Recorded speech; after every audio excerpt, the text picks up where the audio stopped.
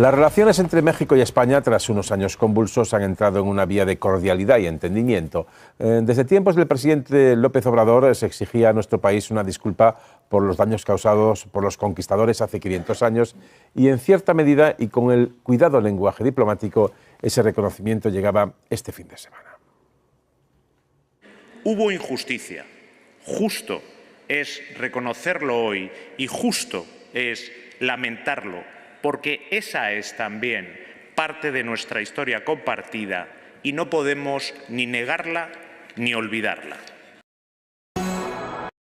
Reconocer los agravios, pedir perdón o lamentar y recuperarlo como parte de la historia engrandece a los gobiernos y a los pueblos.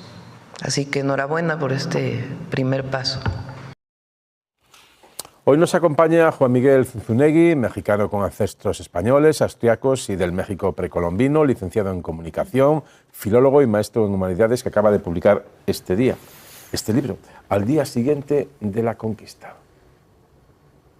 Y que nos viene muy bien para hablar de este momento que estamos viviendo. Muy buenas noches, bienvenido. Buenas noches, muchas gracias, encantado. ¿Y cómo ve este episodio, este desencuentro que parece se ha reconducido? Bueno, yo casi te puedo asegurar que este desencuentro no se va a reconducir porque, como mexicano te lo puedo decir de una vez, la presidenta Sheinbaum no pretende terminar con esto ahora, porque esta mujer vive de tener enemigos públicos. Yo creo que, a ver, yo no me voy a meter en si debió o no el canciller pedir unas disculpas. Yo lo he sostenido todo el tiempo y lo digo en este libro. No hay nada de qué pedir disculpas. Está bien que no hay que olvidar la historia, pero también hay que conocerla. Y lo que demuestran en ambos lados, me parece, es un desconocimiento profundo de la historia, sobre todo de aquello a lo que llamamos conquista de México, que no existió nunca. La conquista es la mentira fundacional de nuestro país. No existe una conquista de México. ¿Y qué fue aquello entonces? Es un proceso migratorio muy complejo. Bueno, hombre, iban con espadas, ¿eh? O sea, digamos, aquí los migrantes vienen con mochilas a buscarse la vida, pero allí Hernán Cortés no iba en plan ONG, por decirlo todo. Hernán Cortés, desde que toca tierras, primero en Yucatán y después en el puerto de Veracruz, y después todo su camino tierra adentro, si algo va haciendo Hernán Cortés es lanzando propuestas de paz y firmando acuerdos de paz con cada uno de los pueblos con los que se encuentra. Si algo evitó Hernán Cortés, todo lo que pudo fue enfrentarse con esos pueblos, firma alianzas con ellos. Lo que pasa es que es muy simplista, tanto en México como acá, querer resumir toda la historia de los pueblos americanos antes de la llegada de Cortés en los mexicas. Estamos hablando de una civilización mesoamericana que tiene 4,000 años de historia, desde el 2000 antes de Cristo. Y los mexicas es un pueblo que llegó del lejano norte en fechas tan tardías como el siglo XIII después de Cristo. Y los mexicas llegaron a invadir la civilización mesoamericana apenas 100 años antes de que llegara Cortés. Solo que los mexicas llegaron, conquistaron y desarrollaron un sistema de opresión para cuando llegue Hernán Cortés. Los mexicas están sacando 20,000 corazones al año. Eso sí que es un oprobio, eso sí que es agresión. Lo que yo no entiendo es por qué no respetamos a todos los demás pueblos, porque nunca habría que olvidar que los mexicas representan de una Mesoamérica de 1 millón de kilómetros cuadrados, de unos dominios mexicas de unos 500,000 kilómetros cuadrados. Es que no todos son mexicas. Los mexicas es un pueblo de 100,000 habitantes que somete a todos los demás. Hernán Cortés se va a aliar con los tlaxcaltecas, con los totonacas, con los cholultecas, con los huejotzincas. Yo sé que eso no les dice mucho acá, todos estos nombres. Sí, me suenan, ¿eh? Pero, me suenan. a ver, es como un trabalenguas, pero lo que voy es que Hernán Cortés se va a aliar con todos los pueblos que optan por aliarse con Hernán Cortés y no con los mexicas, porque todos estos pueblos odian a los mexicas, porque para cuando llegue Hernán Cortés se están extrayendo 20,000 corazones al año y luego se los comen. Ya hombre, estamos hablando de hace unos cuantos cientos de años en una civilización muy distinta a la europea, pero usted no cree, pues en México y en Perú, que parte de lo que hicimos, aparte de donar pues una religión, el que la quiera tomar, que la tome, un idioma que se tomó, lo quisieras o no, no hay un espíritu de conquista. O sea, ¿fuimos solo en plan evangelizador o fuimos a buscar sus minas, a traer su plata? Es decir, no es un plan evangelizador nada más. A ver, yo creo que es importante no decir que todos fueron delincuentes y genocidas, y mucho menos decir que todos fueron héroes y santos, que también vi que se hizo esta campaña de este lado. No. Pero sí es importante decir, no solamente que Hernán Cortés trata de estar en son de paz, es importante decir que en aquella época, además de buscar fama, gloria y fortuna, sí, también actúan por fe y por devoción. Y sin embargo hay cosas muy importantes que decir. Comentabas la lengua que tuvieron que tomar. Es que no tuvieron que tomarla. Es que durante todo el virreinato de Nueva España, la lengua predominante no era el español, era el náhuatl y el maya. Cuando Nueva España se convierte en México en 1821, hay 6 millones de habitantes. De esos 6 millones de habitantes, 4 millones son indios. Estamos hablando de que la inmensa mayoría de la población es india y los otros son mestizos y son criollos.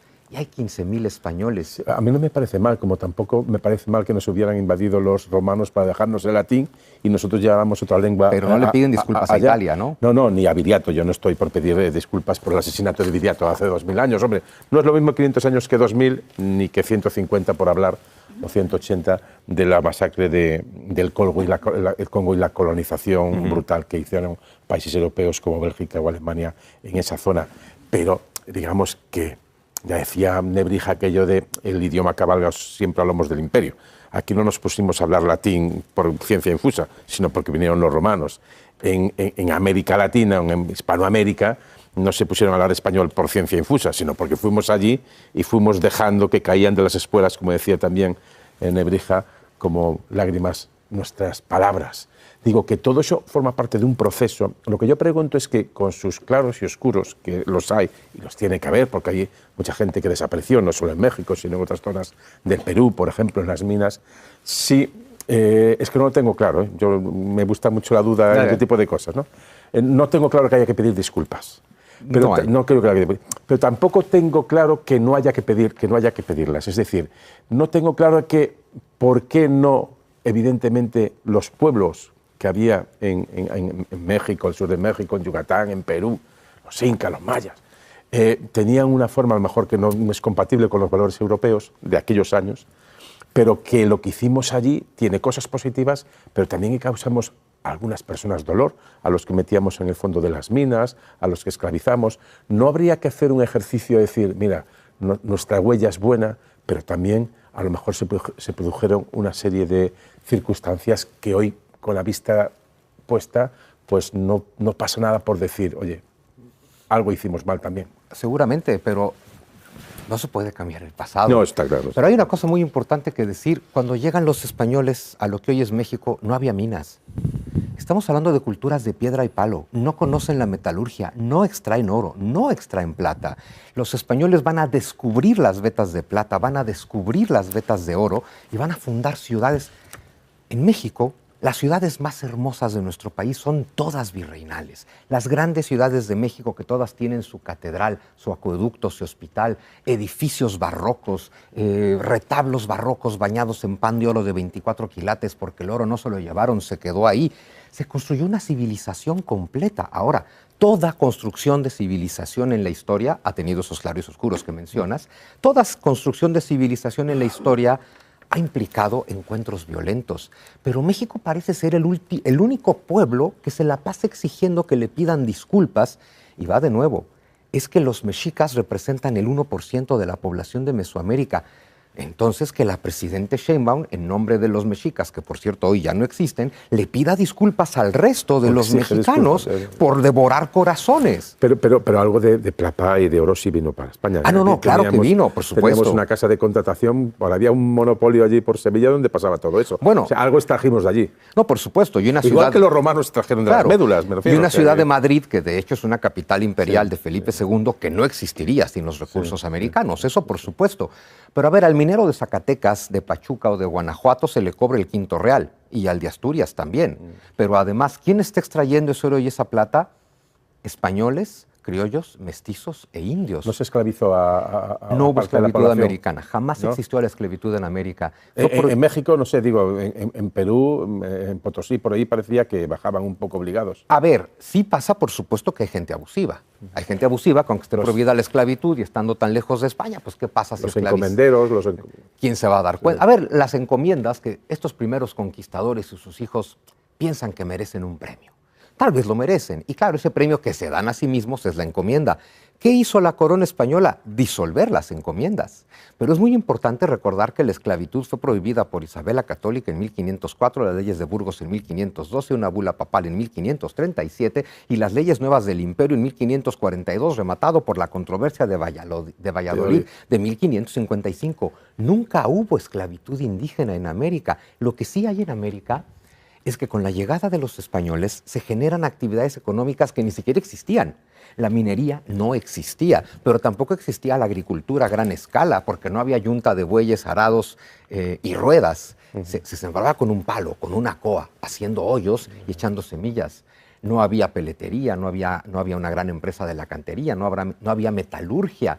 Se desarrollan nuevas actividades y las desarrollan en conjunto y se benefician en conjunto.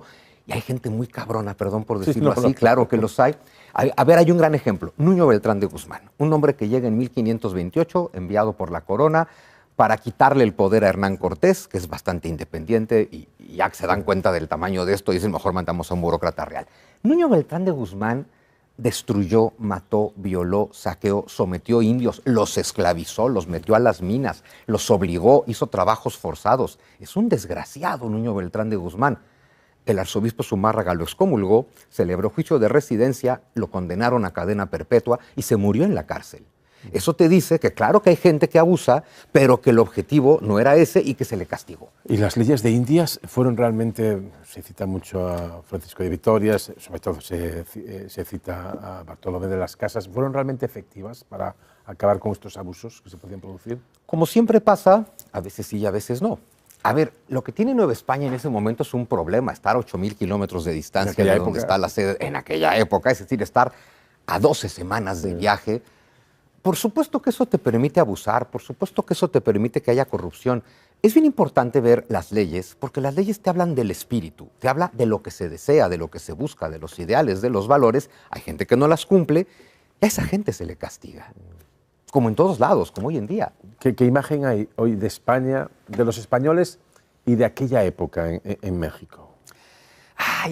Es bien complejo, ¿sabes? Porque, a ver, yo me acuerdo, yo nací en 1975, crecí en la década de los 80, y como buen mexicano me educaron a decir, es que nos conquistaron, es que nos hicieron, es que nos robaron, y vas creciendo un poco con esa idea, aunque de pronto te hace ruido que le mientas la madre al español en español, reniegas de la hispanidad en español y dices en español que no tienes nada que ver con los españoles y luego vas a misa y eres guadalupano, ¿no?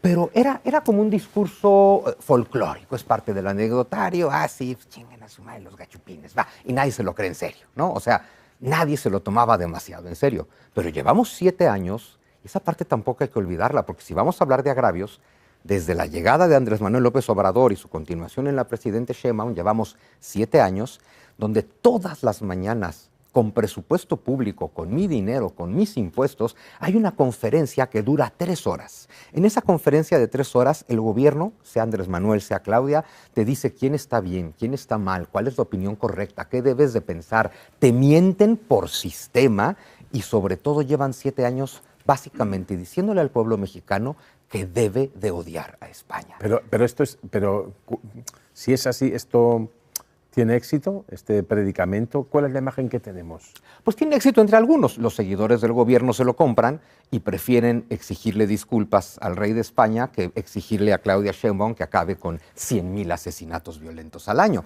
Y ahí es donde dices, es que solo tenemos un distractor. 100,000 asesinatos violentos al año por corrupción y narcotráfico, un narcotráfico coludido con el gobierno, un país que se cae a pedazos, un país donde los campesinos ya no pueden trabajar y ser campesinos indígenas que están vivos hoy y que son asesinados por el narco y por la violencia y por la corrupción en colusión con el gobierno. ¿Por qué no nos preocupan los indígenas vivos de hoy? ¿Cómo en colusión con el gobierno? El gobierno mexicano y el narcotráfico han estado coludidos, ojo, pero no de ahora, de toda también, la vida. ¿Este también? Hombre, por supuesto, y el anterior y los anteriores y desde la década de los 50. Eso no ha cambiado nunca. Lo que ha cambiado es que antes se cuidaban las formas, ¿no? Donde, claro que el gobierno se relaciona con el narco, supongo que como en todos los demás países y gobiernos, porque es difícil, ¿no? Pero se cuidan las formas donde, en el caso de México, Se procuraba que las drogas transitaran a Estados Unidos, pero no se quedaban. Se procuraba que fuera por vías muy bien determinadas y se procuraba que eso no se convirtiera en violencia dentro del propio México. Pero de un tiempo para acá esas formas se han olvidado y ahora las drogas se quedan, se pelean por las rutas, se pelean por los mercados y como son insaciables, no solo te voy a vender drogas, te voy a secuestrar, te voy a extorsionar. La seguridad está peor en México. Está peor que nunca. Y nosotros pidiéndole disculpas, exigiéndole disculpas a España. De verdad, nos importan mucho los indios muertos de hace 500 años. ¿Y qué pasa con la población de hoy? ¿Por qué no nos importan los muertos de hoy, los indios de hoy? Los pueblos indígenas de hoy viven en las peores condiciones posibles de su historia y eso no es culpa de Hernán Cortés, eso es culpa del gobierno mexicano. Si no, ¿para qué llevamos 200 años cantando la independencia? ¿Para qué queremos ser libres e independientes si llevamos 200 años sin hacernos responsables de nosotros mismos? Pues, luego alguien querrá preguntar algo, muy brevemente 2 preguntas, que tengo que pasar con otros temas del día. Pero al día siguiente de la conquista, ¿qué es lo que pasa? Bueno, por cierto, esto pone conquista. Claro. Claro, es que me estaba rebatiendo de que no había conquista al principio. O sea, claro, se conquistó. Bueno, a ver, de entrada es un título. Vale. Tiene una licencia poética. Vale. La verdad es que sí quiero vender libros porque esta es mi profesión, pero hubo una conquista. Fue conquistada Tenochtitlan, pero Tenochtitlan no es México. México no existe en ese momento. Y Tenochtitlan fue conquistada por 100,000 guerreros, de los cuales unos 800 son españoles. Todos los demás son los pueblos indios que odian a los mexicas y se alían con Cortés. Moctezuma era mexica, por lo tanto. Moctezuma era mexica. Y eso nos lleva a una cosa muy importante. Moctezuma, así como Cortés logró aliarse con todos los pueblos, quería aliarse con los mexicas. Y lo buscó. Y los mexicas van a estar divididos, como otros pueblos. Moctezuma representa la facción que decide que vale la pena tratar de negociar con Hernán Cortés. Su medio hermano Cuitláhuac encabeza la facción que dice, mátenlos a todos. Están divididos. Las cosas le salieron mal a Hernán Cortés, hay que decirlo, porque además él depende de sus aliados indios. Cortés quiere buscar la paz con los mexicas, pero los 100,000 guerreros indios que lo acompañan, ellos quieren venganza, ellos quieren acabar con la ciudad de sus opresores. Al día siguiente de la conquista de Tenochtitlan, no de México, se empezó a construir el México que tanto nos gusta a los mexicanos. Nos gusta nuestro barroco, nuestro neoclásico, nuestra música, nuestra gastronomía, nuestro tequila, nuestro mezcal, nuestros charros, nuestro mariachi, nuestras catedrales, nuestros conventos. Todo eso es de 1521 para acá. Todo lo que a los mexicanos nos gusta de México es de 1521 para acá. Solo me están faltando las ruinas arqueológicas. Cuando Hernán Cortés llegó a Mesoamérica, hoy México, esas ya eran ruinas arqueológicas. Para cuando llega Cortés, Teotihuacán había caído 1000 años antes, Montalbán 900, Tajín 700, Mayapán y Chichén Itzá 300. Hernán Cortés llegó a un mundo donde todo eso ya estaba en ruinas. A ver, claro que se destruyó una civilización, y eso lo digo en el libro. Sí. Terminó la civilización mesoamericana y comenzó la civilización que somos nosotros, que es profundamente mestiza. Bueno, pues preguntas, brevedad, ¿vale? Que tengo que pasar a un tema más reciente, también histórico, pero reciente, un poquito más reciente que hace 500 años. Alejandro. ¿Qué tal? Juan Miguel, ha citado usted algunos nombres muy conocidos de la Iglesia. Yo quería preguntarle cuál es el papel que jugó la Iglesia Católica también desde el punto de vista político en toda esta, no sé si llamarlo conquista o como quiera usted calificarlo.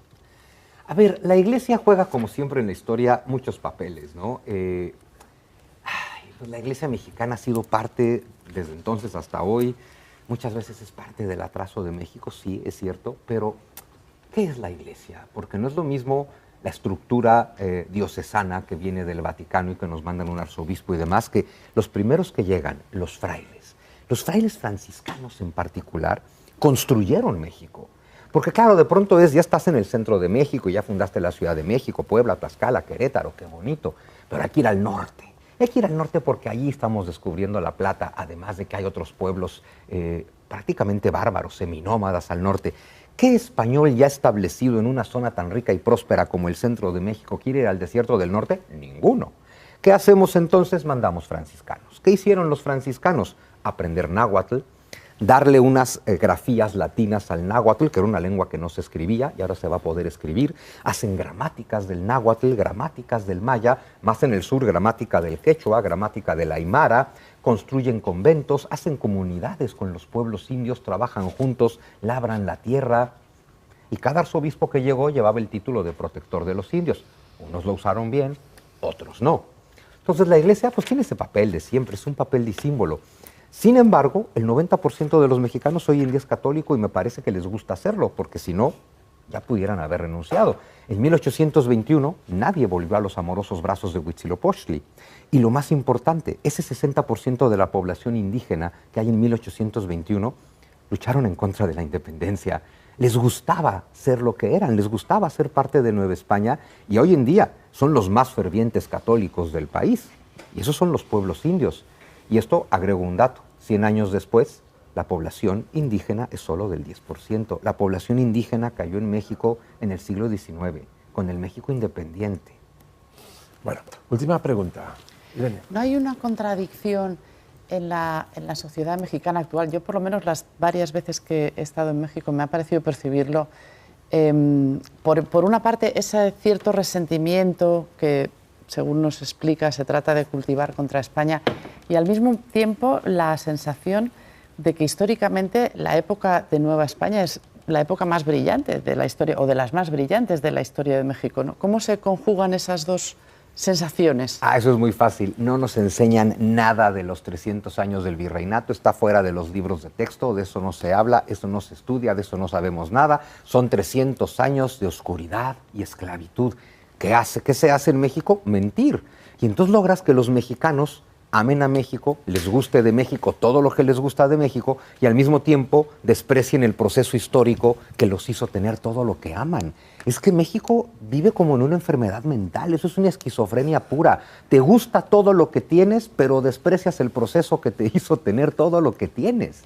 Eso es lo que es bárbaro en México. También hay contradicciones entre que tengas un presidente, López Obrador, que exige disculpas y que todos los días habla pestes de España, todo eso auspiciado por su esposa, y luego su esposa se hace española. En el momento en que Beatriz Gutiérrez Müller se hace española, dejan claro que solo estuvieron mintiendo. Pues aquí lo dejamos, con este libro, al día siguiente de la conquista. ¿Cuándo empezó a escribirlo? Este lo escribí a finales del año pasado. En México es mi libro número 25, aquí es el primero, salió en junio. Y bueno, pues en eso estamos. O sea que ya en plena, digamos, controversia con España. En plena controversia, así es. Bueno, pues Juan Miguel Zunzunegui, muchísimas gracias por estar aquí. Encantado. Leeremos con pasión este libro. Yo me había leído, me parece que era La conquista de Hugh Thomas, La conquista de México. Es uno de los grandes clásicos. Sí, las espadas de obsidiana contra las de metal español era un poco complicado defenderse, pero bueno, era complicado. Muchísimas gracias. Encantado, gracias.